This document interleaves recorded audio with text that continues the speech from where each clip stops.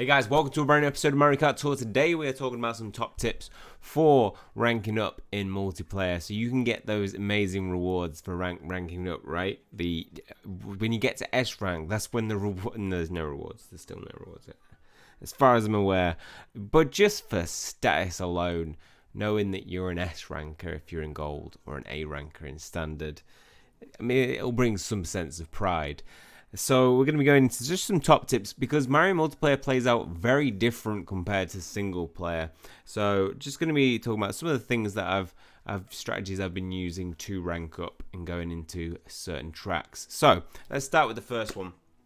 The first tip is know your levels. So you will be given a heads up on what the level will be before you go into there. And there are certain tracks that favor certain drivers and certain gliders. So what I mean by that is Luigi's Mansion has some great shortcuts in it that if you take those, they can give you a pretty substantial lead over people or help you to catch up.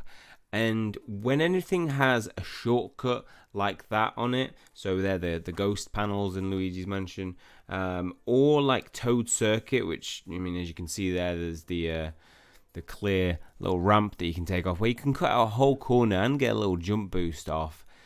They're levels where I recommend going in with the mushroom glider. So anything that has that, which will increase your chances of getting it, is a good option. Now with levels without any shortcuts on, so I'm talking about levels like Rainbow Road. So it doesn't have any shortcuts on it, as far as I'm aware, and will benefit really from gaining some protection or also being able to attack. They're the levels which I recommend going in with a red shell glider. So the oil pepper umbrella. I think there's one more.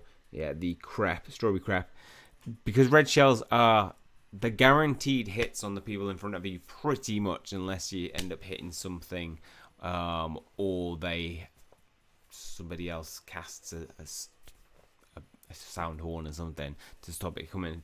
You will occasionally hit the banana, of course, behind people's back, but it's a guaranteed hit connection that, whereas things like the green shells, you're just not going to get an increased chance of you're not going to get a good chance of hitting them. So there's no point in going with anything like that. You can go for the bullet bills and the lightning plus, but you don't really want to be at the back. You can sometimes use them to sneak really fast past people. But yeah, know your levels going in there. That's going to really influence what you should be going in with. Next up, best driver. So this is a big thing going into them. Is obviously we've got a bunch of special skills to choose from, and compared to single player where the coin box is king in terms of all of the special skills, it becomes useless in multiplayer unless you're trying to get extra coins. So it's really not a good thing to go in with. Now there are a ton of other skills which you might not favor, but they're really good for racking up, just taking, a few people out in front of you or getting ahead. My personal favorite, which I would probably rank top, and I'm going to do like a ranked tier list. I plan to, with all the different special skills, which one's the best in regards to multiplayer. I massively favor either Pauline or King Boo going in with Lucky 7, and I think there's one more person who has it as well. Is it a Mario? Classic Mario? Yeah. Luigi Classic has Lucky 7 as well. So if you're lucky enough to pull him this spotlight. It's such a diverse special skill. You have a ring of items around you that acts as a defense. When you're driving past people, you can knock into them and knock them out, just like a Mega Mushroom. You've got a mushroom that will give you an extra boost if you need it. You throw a red shell forward, you drop a banana bomb behind you. It's just by far the best. It offers everything that you really want, whereas things like mushroom, alright, that will give you a mushroom boost. And that will be a good special skill to have going into places like Toad Circuit, Mario Circuit, where you can cut corners. but still you can cut corners with a lucky 7, can't you? And if I think about like what's third best in terms of drivers, things to go in with, I think it would probably be something like Yoshi's Umberto's Egg, just because it's got that guaranteed hit in front of them, and also you lay some things down that might send other people back. You know, they might hit one of the bananas when it breaks. So I'd probably say that was probably second. When it comes to 3-item slots, Bowser's Shell is going to be huge, because a frenzy with that's just gonna, you're just going to knock out everybody in front of you pretty much and take the lead quickly. Whereas some other things, like whilst Triple Mushroom Frenzy is going to be good, I don't think it'll necessarily always get you, you know, way ahead in front of people. So as I say, I'll put out a ranked tier list on some of those ones, just so we've got a good idea of what to go in with. Next up is a strategy which I try and use as much as possible, which is obviously mini turbos, but using them, I think this is this morning, it's better, you'll rack up a quicker time. So I use this for like time attack. You'll get a quicker time if you actually use your mini turbos as quickly as possible. So holding onto your turbo and your drift and building up orange sparks and purple sparks, I'd only recommend doing. So I look there on a turn, release, hold. As soon as there's a straight corridor, start to release, turn, release. So I will only ever build up orange sparks or purple sparks if I'm continuing to go around the corner. Whereas, you know, if you release that midway, it's going to throw you out and you're not going to take the tightest angle. So you always want to stay on the inside of any track, as close to it as possible. That can happen. That can happen occasionally. God damn you. But it's also a really good way of recovering as well, using your mini turbo. So if you've been hit, start turning to your right or your left and build that mini turbo. It'll just give you an extra bit of kick to catch up with people. Not sure how we get on with this. Going with a lot of mushrooms sitting in 7th place. Yeah, so using the mini turbo strategy, release as soon as possible. Knowing your track again with the kind of first tip, knowing your levels is going to be helpful, because then you can get an early turn on. Right, screw you all. I've got 3 items left on my lucky 7. I'm saving it. I'm coming for you. It's crazy how you can like fall behind. There's a little extra little tip. On that level, if you do that, if you get the first one, you can get the second one as well.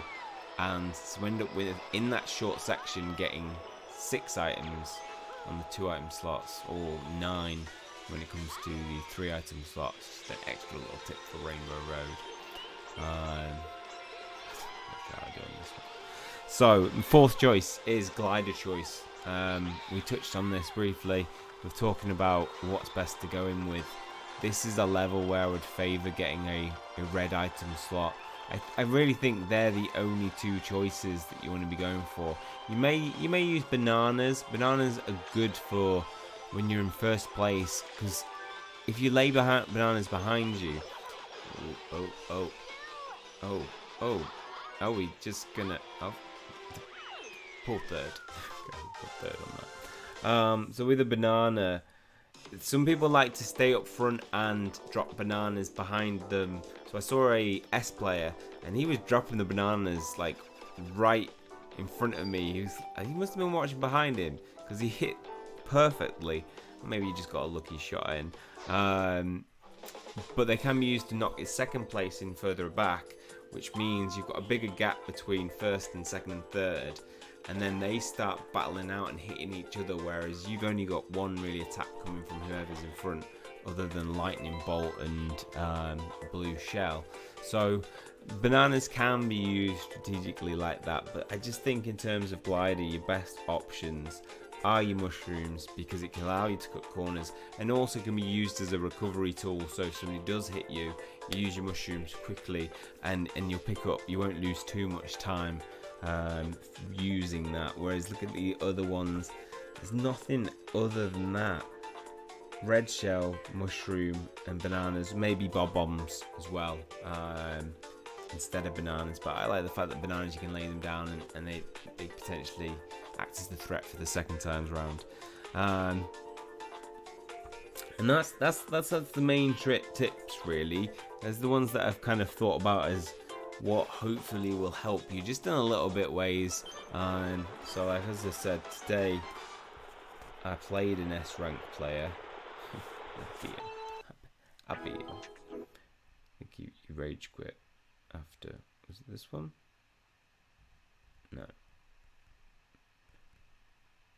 think it was this one. Nope.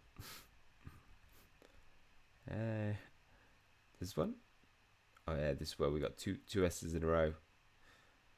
Yeah, this is the first S rank player that I've actually seen. So it can't be too hard to get S rank. Just so you know that the amount of experience you do get is based on an additive effect of all the. See, I've got loads of F's and E's and I'm a D rank, so I'm not going to get as much as I would if they were all D rank. One of those guys, Trivo, is an S rank player. I don't know if he still is after I beat him.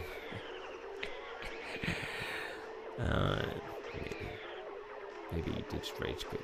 Like, I'm not making it. Yeah, I bet when you're S rank, the progress is slow though.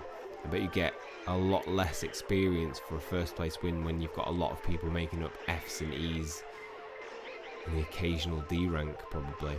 So here we go. Like this tactic using the mini turbos, release, mini turbo, release. See, I'm holding on to 2 bananas. I know I could use one, but because you get hit from so many options, so many angles on this game, it can sometimes feel a little bit safer to have 2. So in tight corner, so I can build up an orange, boost out, start charging up for the right turn. Gives me a nice turbo coming out of here, and start turning it already. Got red shelled. Yeah, see here we got an amazing lead, and then we got lightning bolted, and then blue shelled. Other way round, and or just the one blue shell, that would have hurt us bad. Pauline would have probably caught us up. But it means that everybody got hit, so everybody was slow. And just to make it even sweeter, the person finishing in final place was... Can you guess who it was? You guessed it. It was the S rank player, Trevo69.